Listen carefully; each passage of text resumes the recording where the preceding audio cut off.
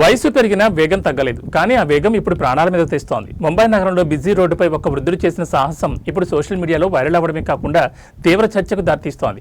అసలే రద్దీగా ఉండే రోడ్డు పక్కనే వేగంగా వెళ్తున్న భారీ వాహనాలు, వీటి మధ్యలో ఆ వృద్ధుడు చేసిన విన్యాసం అందరినీ విస్తుగొలుపుతోంది.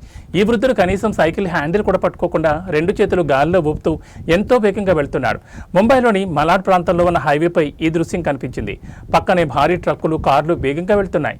చిన్నపాటి బ్యాలెన్స్ తప్పినా భారీ ప్రమాదం జరిగే అవకాశం ఉంది. సోషల్ మీడియాలో పాపులర్ అవ్వడానికో లేదా సరదా కోసమో ఇలాంటి పనులు చేయడం వల్ల తన ప్రాణంతో పాటు ఇతరుల ప్రాణాలను కూడా రిస్క్లో పడేస్తున్నారు. ఈ వీడియో చూసి నెటిజన్లు రకరకాలుగా స్పందిస్తున్నారు. తాత, ఇది సాహసం కాదు, ఆత్మహత్యతో సమానం అంటూ కొందరు కామెంట్స్ చేస్తుంటే మరికొందరు ట్రాఫిక్ పోలీసులు చర్యలు తీసుకోవాలని కోరుతున్నారు. అవును, వయసు కేవలం అంకె మాత్రమే కావచ్చు, కానీ నిబంధనలు అందరికీ ఒకటే. ఇలాంటి సాహసాలు సినిమాలో చూడడానికి బాగుంటాయి, కానీ నిజ జీవితంలో ఇవి ప్రాణాల మీద తెస్తాయి.